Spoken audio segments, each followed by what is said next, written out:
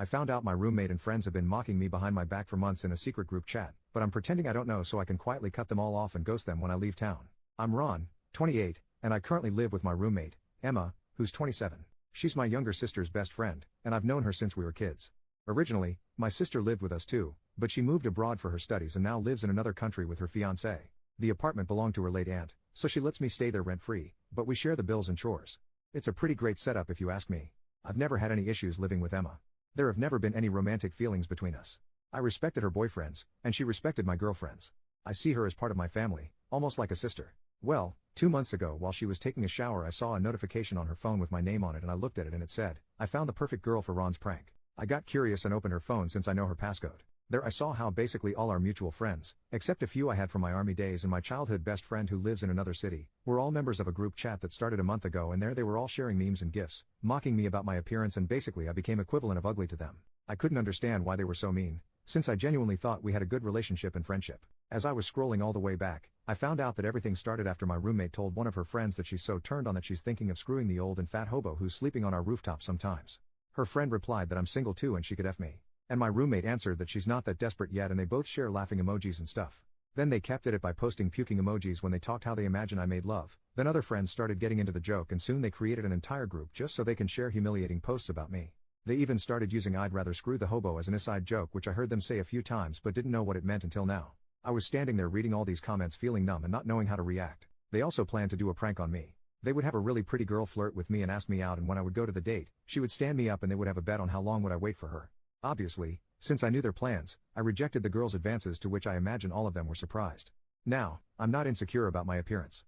I know I'm not great looking, but I never had trouble finding girls, and despite what they wrote, they didn't make me feel ugly or sorry for myself. I'm just hurt that they would do something like that, since I never did anything to warrant such mockery. Of course I'm more hurt about Emma, and I'm mostly confused since I know she cares a lot about me. 3 years ago I had a motorcycle accident and she practically slept in the hospital for the 10 days I was there, and after we came back home, she helped me all the time until I got better, so I don't know why she would do something so mean towards me. Personally, I think it was just a joke comment that got out of hand. After that, I stopped hanging out with them.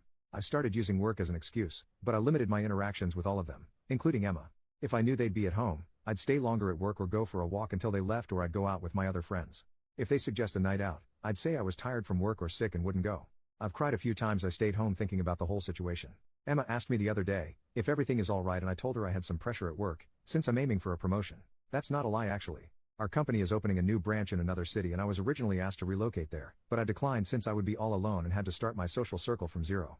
But after that, I talked with my boss and I agreed to relocate once the facilities are ready, which is January 2025 according to schedule. I haven't told anyone about this yet. The reason for this post is that about a week ago I once again looked at her phone to see if they keep the group chat. There I saw that they kept making fun of me, but some of them pointed out that I stopped interacting with them and wondered if I was alright or something happened to me. One even asked if there's a chance I know about them making fun of me, but they all dismissed that, saying they haven't said anything, and they even dared to say that even if I knew, it's all harmless anyways. Emma told them about my promotion and it convinced them that I'm just stressed about work, and then they continued mocking me with memes, this time about my job. I don't even know their motives at this point.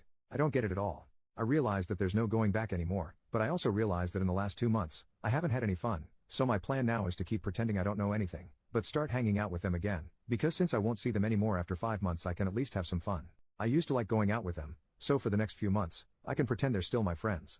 We actually do plan to go out all together to see a movie and then for some drinks. When time comes and I'm ready to leave, I'll leave without informing anyone, including Emma.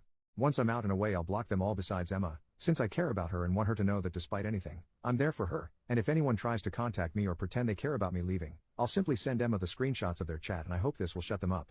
Anyway, thanks if anyone read this. Edit. Wow, I didn't expect all the support and love. Thank you. I realize that it's a situation that most people wouldn't want to be in, so treasure your real friends.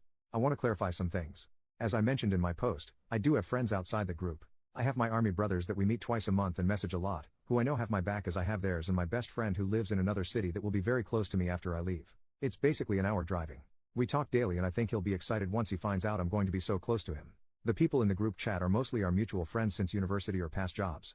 Not all of them talk bad about me, but they're all members there, so I guess it's the same in a way. They usually hang out at our place where we watch movies, play board games, etc. I feel bad for losing them, but it doesn't compare in the thought of losing my best friend or my army brothers. About my sister. I didn't tell her because then she would tell Emma and then they'd all know, which is what I've been trying to avoid. If I wanted them to know, I'd tell them. I'm not afraid to tell them, because I'm desperate for their friendship.